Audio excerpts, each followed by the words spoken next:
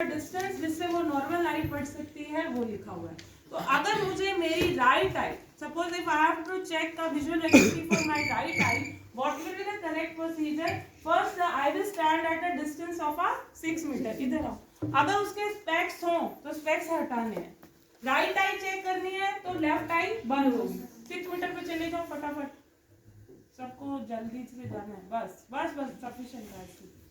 Okay, सो आज तक right I की अगर विजुअल एक्टिविटी चेक करनी है तो मैं क्या बोलूंगी सब्जेक्ट को कि close your left eye. Now start ask the subject to read from the top most line. पढ़ो उसको। A X O T V H U A X H T O V. Who is talking? U N T. Yes. B H A I S U Y A U T H Y M X V. Very good. So what is her visual activity? Anyone? 6 by 6 नहीं, देखो last line इसमें 6 ही है पर इसके नीचे एक और line होती है 5 भी होता है। इसमें since she has studied till the second last line 6 लिखा है तो her visual activity is 6 by 6. Exam में what mistake a student do? I ask what do you mean by 6 by 6? They divide 6 by 6 and tell me the one. That is not the correct procedure. What it is representing? अगर nominator 6 है, it is representing that you are standing at a distance of 6 और denominator जो 6 है उसका मतलब ये है कि आप जो लास्ट सेकंड लास्ट लाइन में 6 तक पढ़ते हैं। तो नॉर्मल पर्सन जो 6 मीटर की दूरी से पढ़ता है, आप भी उसको कितनी दूरी पे पढ़ पा रहे हो? 6 मीटर। अगर वो सेकंड लास्ट लाइन तक पढ़ पाता है तो उसकी विजुअल एक्टिविटी कितनी हुई? 6 by 36। मतलब जो एक नॉर्मल सब्जेक्ट 36 मीटर की दूरी पे पढ़ पाता है उसको आप कितने डिस्टेंस पे पढ़ रहे हो? 6 मीटर की। नाउ क्वेश्चन, अगर आप इतना आंसर दे देते हो, एग्जामिनर पूछने वाला है अगर कोई सब्जेक्ट टॉप मोस्ट लाइन भी नहीं पढ़ पा रहा, किसी के स्पेक्स है, फिंगर काउंट ज्यादा नंबर किसके लग रहा है? चलो हाँ पढ़ो पढ़ो फटाफट, उसी डिस्टेंस पे खड़े हो जाओ। Remote पे.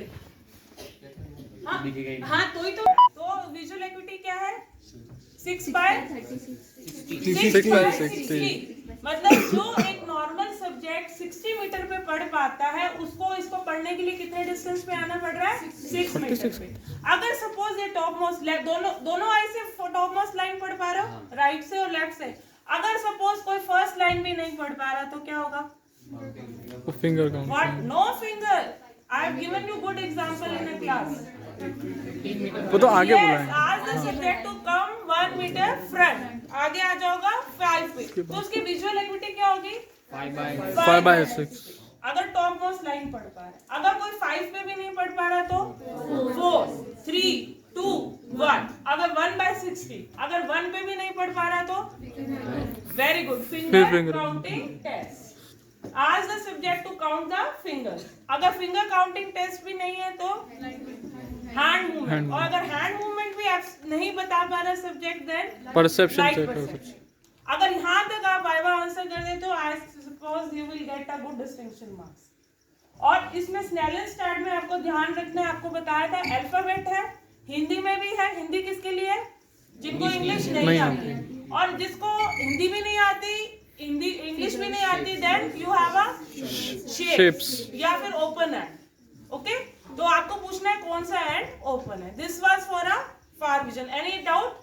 6 by 6 का क्या मतलब है? Normal far vision 6 by 6।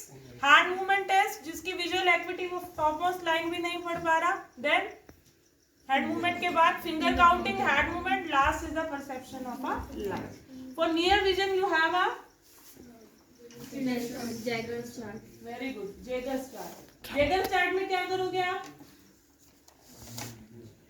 जेगर chart is for a near vision. Ask the subject to read at a reading distance 25 to 30 centimetre. तो उसको क्या बोलोगे? तो read from the bottom line. इसमें बॉटम लाइन सबसे बड़ी है तो इसके ऊपर भी एक नंबर रिप्रेजेंट कर रहा है। अगर वो टॉप मोस्ट लाइन तक पढ़ पा रहा है, इसमें N6 नहीं है, तो near vision, normal near vision is N6।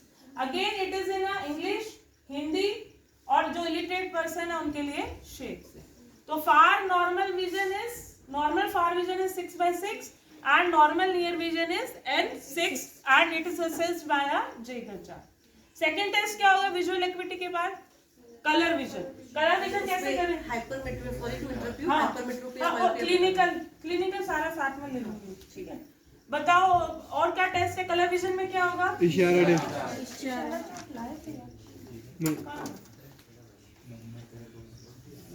कोई लेके यहाँ से इशारा लेके